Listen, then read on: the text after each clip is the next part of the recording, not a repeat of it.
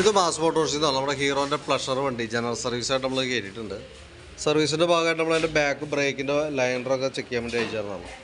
ലൈനറൊക്കെ പുതിയ ലൈനർ കിടക്കണേ, പുത്തൻ ലൈനർ കിടക്കണം കേട്ടോ. അപ്പോൾ നമുക്കതിൻ്റെ ഈ ഹബ്ബിന് ചെറിയൊരു കംപ്ലൈൻറ്റ് കാണുന്നുണ്ട്. ഈ ബാക്ക് വീലിൻ്റെ ഹബ്ബ് പഴക്കത്തിൻ്റേതായിട്ടുള്ളൊരു തേയ്മാനം നിലവിൽ കാണുന്നുണ്ട്. ഇവിടെ നമ്മൾ നോക്കുന്ന സമയത്ത് ഈ ഹബ്ബിന് ആ ലൈനർ എന്ന് പറയുന്ന ഭാഗത്ത് നേരായതല്ലാത്തൊരു തേയ്മാനമാണ് ഈ സംഭവം കാണുന്നത് കേട്ടോ. നിലവിൽ നമ്മൾ വാട്ടർ പേപ്പർ ഇട്ട് പിടിച്ച് നല്ല രീതിയിൽ ക്ലീനാക്കി റീസെറ്റ് ചെയ്യാം. അത് പറയാൻ കാരണം തേയ്മാനത്തിൻ്റേതായിട്ടുള്ള വ്യത്യാസം കൊണ്ട് തന്നെ നമ്മൾ ആ ഹബ്ബിൻ്റെ ആ ഭാഗം നോക്കുമ്പോൾ അറിയാം നമുക്ക് അത്യാവശ്യം ഹീറ്റായിട്ടൊരു ചെറിയ കളർ വ്യത്യാസമൊക്കെ വന്നിട്ടുണ്ട്. ഈ ലൈനറുമ്പോൾ നോക്കുമ്പോൾ ആയാലും ലൈനറിൻ്റെ ചില ഭാഗങ്ങൾ ആ ഹബ്ബിൻ്റെ പ്രോബ്ലം ഉള്ള സൈഡ് ഭാഗങ്ങൾ ലൈനർ പിടിക്കാതെയും പോകുന്നുണ്ട്. കമ്പനി ലൈനറാണ്, ഒറിജിനൽ ലൈനറിൻ്റെ കിടക്കണം കേട്ടോ. അപ്പോൾ നിലവിൽ അങ്ങനെ ഒരു കംപ്ലയിൻ്റ് ഉണ്ട്. തൽക്കാലം നമ്മൾ വാട്ടർ പേപ്പറൊക്കെ ഇട്ടൊന്ന് പിടിച്ച് ക്ലീൻ ആക്കിയിട്ട് നമുക്കൊന്ന് റീസെറ്റ് ചെയ്ത് തരാം കേട്ടോ. കൂടുതൽ ബ്രേക്ക് ഒരു സ്മൂത്ത് അല്ലാതെ വരുമ്പോൾ നമുക്ക് ഹബ്ബ് ഒന്നുകൂടെ മാറ്റി കളയോ പോളിഷ് ചെയ്യുകയോ ചെയ്യേണ്ടി വരും. പോളിഷ് ചെയ്യുന്നതിൽ നല്ലത് മാറ്റുന്നതാണ്. അതാവുമ്പോൾ കുറച്ചുകൂടി അതായത് വലിയ റേറ്റിൽ വേരിയേഷൻ ഒന്നും വന്നില്ല. ഏകദേശം ഒരു 200-250 രൂപയോളം നമുക്ക് പോളിഷിങ്ങിന് വരും. പുതിയതിൻ്റെ റേറ്റ് എനിക്ക് തോന്നുന്നു 1000 രൂപ താഴെ അങ്ങോട്ട് വന്നുള്ളൂ. പിന്നെ അതേപോലെ തന്നെ എൻ്റെ എയർ ഫിൽറ്റർ നമ്മൾ നയിച്ച് ക്ലീൻ ചെയ്ത് കയറ്റുന്നുണ്ട്. കമ്പനി ഫിൽറ്റർ തന്നെയാണ്, നമുക്ക് നേരടിച്ചൊന്ന് ക്ലീൻ ചെയ്താൽ മതി. ക്ലച്ചിൻ്റെ ഭാഗമായി നമ്മൾ അഴിച്ചു നോക്കുമ്പോൾ ക്ലച്ചിൻ്റെ ഈ ക്രാങ്ക് ഷാഫ്റ്റിൻ്റെ ഈ സൈഡിൽ ചെറിയൊരു ഓയിൽ ലീക്ക് കാണുന്നുണ്ട്. അപ്പോൾ നമുക്ക് അതിൻ്റെ ആ ഓയിൽ സീലൊന്ന് കൈയോടെ മാറ്റി കളഞ്ഞേക്കാം. കാരണം എന്താ വെച്ച് കഴിഞ്ഞാൽ അല്ലെങ്കിൽ ഇനി അങ്ങോട്ട് പോകുന്തോറും ലീക്ക് കൂടുതൽ കാണുള്ളൂ. അതേപോലെ തന്നെ ഈ ക്രാങ്ക് ഷാഫ്റ്റിൻ്റെ ഒരു കണക്ടർ റാഡാണ് ഈ വന്നെ, അതായത് ക്ലച്ചിലേക്ക് വരുന്ന ഷാഫ്റ്റാണത്, ക്രാങ്കുമേന്ന് തന്നെയാണ്.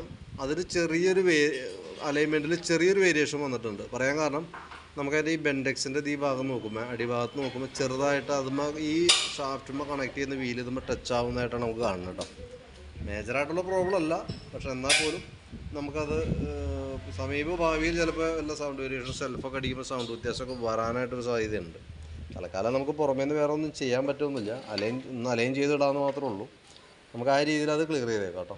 പിന്നെ അതേപോലെ തന്നെ variator body, boss drive, roller അടക്കുന്ന യൂണിറ്റാണ്. നോർമൽ സാധാരണ രീതിയിലുള്ള തേയ്മാനമൊക്കെ ഉള്ളൂ. ക്ലച്ച് യൂണിറ്റ് ആയാലും പെർഫോമൻസൊക്കെ ബേസ് ചെയ്ത് വെച്ച് നോക്കുമ്പോൾ ഓക്കെയാണ്, വേറെ പ്രോബ്ലം ഒന്നുമില്ല. ക്ലച്ച് ഔട്ടർ യൂണിറ്റും നമുക്ക് ഈ പറഞ്ഞ രീതിയുടെ വാട്ടർ പേപ്പർ ഇട്ടൊന്ന് ക്ലീൻ ചെയ്ത് റീസെറ്റ് ചെയ്യാം. ബെൽറ്റും കമ്പനി ബെൽറ്റാണ് കിടക്കുന്നത്, കമ്പനി ബെൽറ്റ് തന്നെയാണ് കിടക്കുന്നത്. ബെൽറ്റ് പുതിയ ബെൽറ്റാണ് കേട്ടോ. അപ്പോൾ അതൊക്കെ നമുക്ക് അത് തന്നെ ആ ക്ലച്ച് കവറൊക്കെ ഒന്ന് ക്ലീൻ ചെയ്ത് നമുക്ക് റീസെറ്റ് ചെയ്ത് പോകാം. അതേപോലെ ചോക്കിൻ്റെ കേബിള്, ആക്സിലേറ്ററിൻ്റെ കേബിള് രണ്ടും നല്ല രീതിയിൽ നോക്കിയായിരുന്നു, വേറെ കംപ്ലയിൻ്റ് ഒന്നുമില്ല. സ്പാർക്ക് പ്ലഗ് ആയാലും നമുക്കൊന്ന് ക്ലീൻ ചെയ്ത് കയറ്റിയാൽ മതി, പുതിയ പ്ലഗ് കിടക്കണം. പിന്നെ എയർ ഫിൽറ്ററിൻ്റെ സെക്കൻഡറി ഫിൽറ്റർ എന്നുള്ള യൂണിറ്റാണത്. അത് ശരിക്കും പറഞ്ഞാൽ ഈ ഭാഗത്തായിട്ട് തന്നെയാണ് കേട്ടോ. അത് ഫോം ടൈപ്പ്, അതായത് സ്പോഞ്ച് പോലത്തെയാണ്. അത് നമുക്ക് നല്ല രീതിയിലൊക്കെ പൊടിഞ്ഞൊടുങ്ങിയിട്ടുണ്ട്. അപ്പോൾ അതൊന്ന് മാറ്റി പുതിയതിട്ടേക്കാം. ഏകദേശം ഒരു 50 രൂപ താഴേക്ക് നമുക്ക് അതിന് കോസ്റ്റ് വന്നുള്ളൂ.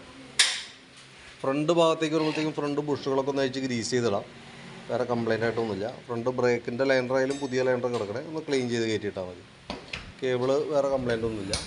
അതേപോലെ ബാറ്ററി ടെസ്റ്റും കൂടി കൂട്ടത്തിൽ നമ്മൾ നടത്തി വിടുന്നുണ്ട്. പുതിയ ബാറ്ററിയാണ് വണ്ടിയിൽ ഇരിക്കണേ, 2024 വോൾട്ടൊക്കെ നോക്കുമ്പോൾ മാക്സിമം വോൾട്ട് ഉണ്ട്, 13.14 റേഞ്ചിൽ വരെയൊക്കെ കാണിക്കുന്നുണ്ട്. ബാറ്ററി നമ്മൾ ടെസ്റ്റിലേക്ക് കൊടുക്കുന്നുണ്ട്. ടെസ്റ്റിൽ കൊടുക്കുമ്പോൾ ഓക്കെ ആയിട്ട് തന്നെയാണ് കാണിച്ചത് കേട്ടോ. പുതിയ ബാറ്ററിയാണ്, വാറണ്ടിയിലുള്ളതാണ്. എന്നാൽ പോലും നമ്മൾ ബാറ്ററി ടെസ്റ്റും കൂടി ജനറൽ സർവീസിൽ അതും കൂടി ഉള്ളത് കൊണ്ട് നമ്മളത് ഉൾപ്പെടുത്തിയെന്നുള്ളൂ. പിന്നെ നിലവിൽ ഈ പറഞ്ഞ രീതിയുടെ എഞ്ചിൻ ഓയിലൊക്കെ നമ്മൾ ചെക്ക് ചെയ്തിരുന്നു, നല്ല ഓയിലാണ് കിടക്കണേ. അപ്പോൾ നിലവിൽ വേറെ പ്രോബ്ലം ആയിട്ടൊന്നുമില്ല. ജനറലായിട്ടുള്ള സർവീസാണ് മെയിനായിട്ട് വരാം. പിന്നെ നമുക്ക് അതിൻ്റെ സെക്കൻഡറി ഫിൽറ്റർ യൂണിറ്റ് മാറ്റാനുണ്ട്. അതൊക്കെയാണ് നമ്മളിപ്പോൾ അത്യാവശ്യം ചെയ്യേണ്ട പാർട്സുകൾ ഏകദേശം ഒരു എസ്റ്റിമേറ്റ് ആക്കിയിട്ട് അതിൻ്റെ ഡീറ്റെയിൽസ് ഞാൻ വാട്സാപ്പിലേക്ക് ഒന്ന് സെൻഡ് ചെയ്യണം.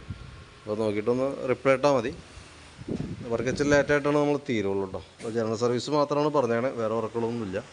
അപ്പോൾ ആ രീതിയിൽ നമ്മൾ ആ വർക്ക് കംപ്ലീറ്റ് ചെയ്തത്.